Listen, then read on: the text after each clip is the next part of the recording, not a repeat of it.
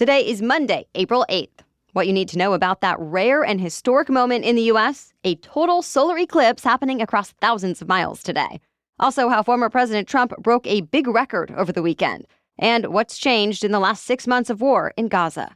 Plus, another major issue on a Boeing jet, the end to a perfect season in NCAA women's basketball, and a preview of the men's championship happening today. Those stories and even more news to know next. Welcome to The Newsworthy. All the day's news in around 10 minutes. Fast, fair, fun, and on the go. I'm Erica Mandy. Thanks so much for being here. You ready? Let's do this. It's time for one of the most anticipated sky-watching events in recent years. Today, millions of people across 15 states here in the U.S., as well as Mexico and Eastern Canada, will get to see a rare total solar eclipse, assuming the weather is clear. Along the so-called path of totality, the moon will slip between the Earth and sun, fully covering the sun, meaning the bright afternoon sky will darken for a few minutes. That won't happen again anywhere in the U.S. for another 20 years. And even then, it won't be visible across such a widespread area. Besides the total eclipse, all other parts of the continental U.S. will be able to see a partial solar eclipse today, so it will look like the moon kind of taking a bite out of the sun. Exactly how big the bite depends on where you are. If you plan on watching from anywhere, just remember it is never safe to look directly at the sun, even through binoculars, telescopes, sunglasses, or camera lenses. As in, you could cause permanent eye damage from just seconds of looking at the sun, so don't do it. Instead, you'll need special solar eclipse glasses. Otherwise, you can watch a live stream online, and we'll post a link in today's episode notes. An unusual earthquake on the East Coast shook millions of people on Friday. The magnitude 4.8 quake was centered near White House Station, New Jersey, which is about 45 miles west of New York City and 50 miles north of Philadelphia. But people reported feeling it all the way from Baltimore to Boston. Right away, crews all around the region started inspecting bridges and other major infrastructure. Some flights were diverted or delayed, and some regional rail lines suspended service. Though everything is running smoothly now. More than a dozen aftershocks did come next, but thankfully, no major damage or injuries have been reported. Earthquakes are less common in the east than out west, since the East Coast does not lie on a boundary of tectonic plates. In fact, this was the most significant quake to hit New Jersey since 1884. But scientists say when East Coast quakes do happen, they tend to be felt across wider distances, since rock formations out east are denser than in the west. Now they don't expect another one this strong for a while. The war in Gaza has now reached the 6-month mark. These 6 months have made it one of the most destructive, deadly conflicts of the 21st century. Ever since Hamas stormed Israel on October 7th, carrying out the worst attack on Jews since the Holocaust, Israel has been pummeling the Gaza Strip with 2 main goals. 1, freeing the hostages who were taken from Israel, and 2, destroying Hamas. But critics say that second goal is either too ambitious or impossible, and Israel has become increasingly isolated as the humanitarian situation gets more dire in Gaza. The Gaza Health Ministry says more than 33,000 people have died, mostly women and children. And now more than 1 million people are thought to be on the brink of famine. That said, Israel could be changing up its strategy. Just last week, it announced it would open up another aid route into the Gaza Strip. Though that hasn't happened yet, since officials are apparently sorting out logistics. Also yesterday, the Israeli military announced it scaled back the number of ground troops in the southern part of the enclave to, quote, recuperate and prepare for future operations. Meanwhile, ceasefire talks are still underway. By the way, there are still mass protests happening inside Israel. Over the weekend, tens of thousands of protesters took to the streets to demand their country do more to free the hostages. They also called for Prime Minister Benjamin Netanyahu to step down. He has faced widespread criticism over security failures on October 7th. And opinion polls have shown if Israel held an election today, he would be defeated. But for now, at least, another election isn't scheduled anytime soon. To be continued. Former President Trump's campaign broke records over the weekend with the largest fundraising haul ever from a political event, Democrat or Republican. He attended a fundraiser at a billionaire's mansion in Palm Beach, Florida on Saturday. And during the event, he gave a speech in which he talked about increasing domestic energy production, securing the southern border, and extending tax cuts. In the end, Trump's team says he raised more than $50 million. Even still, the Biden campaign has more cash on hand. The money raised at this weekend's fundraiser is expected to be split between the Trump campaign, the Republican National Committee, state Republican parties, and the Save America PAC, which helps pay for the former president's legal bills. Already, those bills from Trump's court challenges have eaten up tens of millions of dollars. Overall, this is expected to be the most expensive general election in history. Election Day is now less than 7 months away. One of the largest Powerball jackpots ever was won over the weekend. A single $2 ticket from Portland, Oregon matched all 5 white balls and the red Powerball, which there's only a 1 in nearly 300 million chance of doing.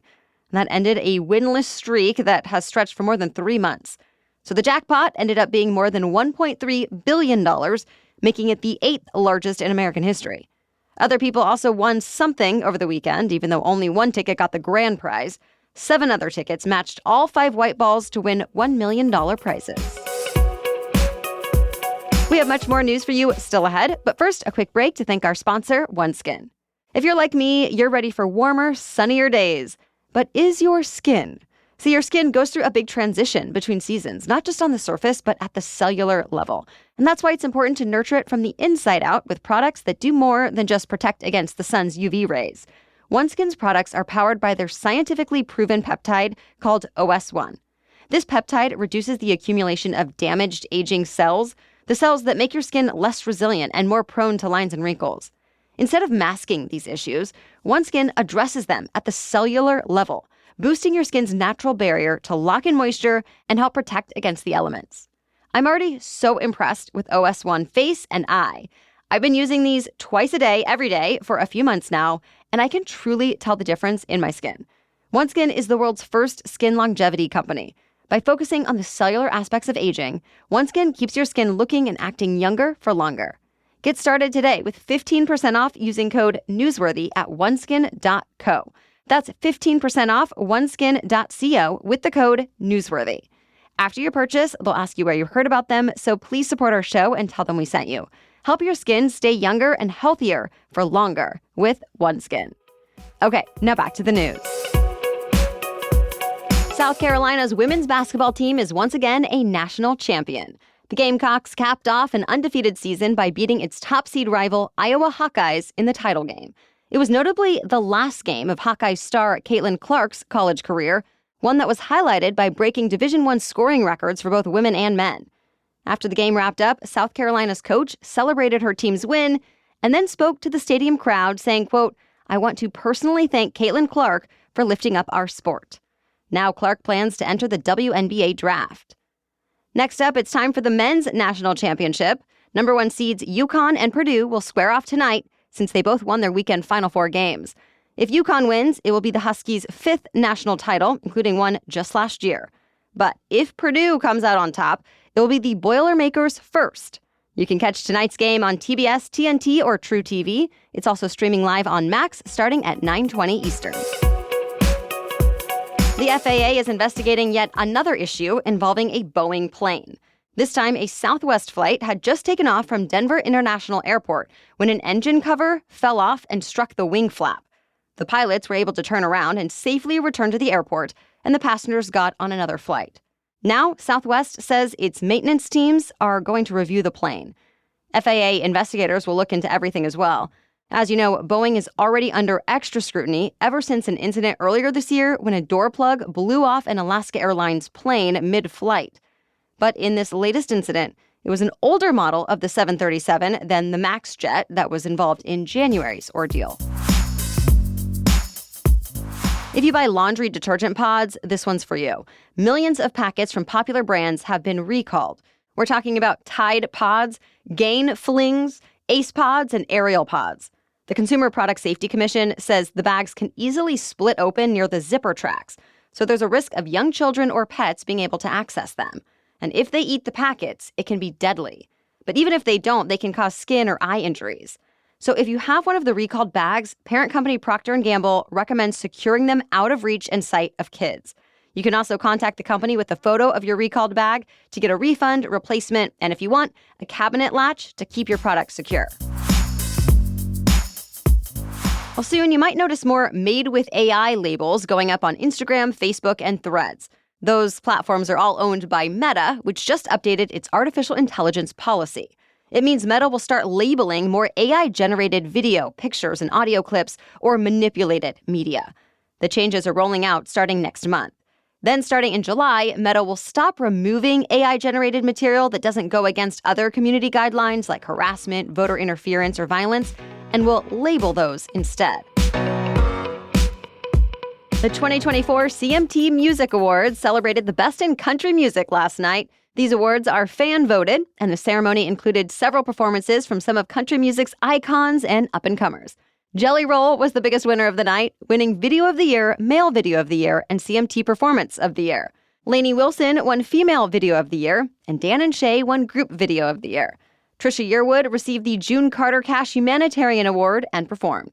And then in one of the show's top moments, several stars got together to perform a musical tribute to Toby Keith, who passed away earlier this year.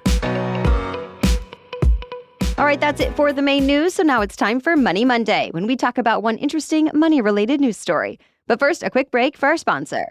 Maybe you've already heard of Skims, but do you know about their Fits Everybody collection? It might just be their best-kept secret. I've tried several pieces from this collection now, and I have to tell you, I'm a convert. The feeling is like no other pieces I've worn before. It is so stretchy, so soft. It kind of just melts onto your body and you forget that you're wearing it. I love it, and I think everyone needs to experience this level of comfort from their clothes. It's even noticeable the second you take the Fits Everybody products right out of the bag. The material is truly what stood out to me the most when I received it. And this is true across the collection, from all different types of intimates to my bodysuit that I love to wear with jeans and more. The Fits Everybody collection is available in sizes extra, extra small to 4X. You can shop now at skims.com. Plus, get free shipping on orders over $75. After you place your order, be sure to let them know that I sent you. Just select podcast in the survey and be sure to select my show, The Newsworthy, in the drop-down menu that follows. Now back to Money Monday. How much money would you say you need saved before you retire? A new survey from Northwestern Mutual found the typical worker thinks they need almost $1.5 million. That's a 53% jump from the typical worker's retirement savings target just a few years ago in 2020. And it's an all-time high. But even now, Americans aren't actually close to having that much in their retirement accounts. The same study found that the average amount saved for retirement is just a little more than $88,000. So the typical worker comes up more than $1.3 million short of their aspirations. Northwestern Mutual says the target is higher these days because many workers are expecting to live longer and spend more time in retirement. Plus, there's inflation and other financial pressures. And people tend to be more worried about Social Security now, since the program's trust fund reserves are set to be depleted in less than a decade. If the program is not shored up by then, benefits might have to be cut.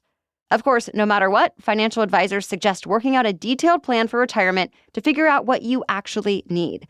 There's really no standard number, since it depends on a person's standard of living, their local cost of living, taxes, and more. All right, thank you so much for listening today. We'll be back with more news to know tomorrow. For now, have a great day.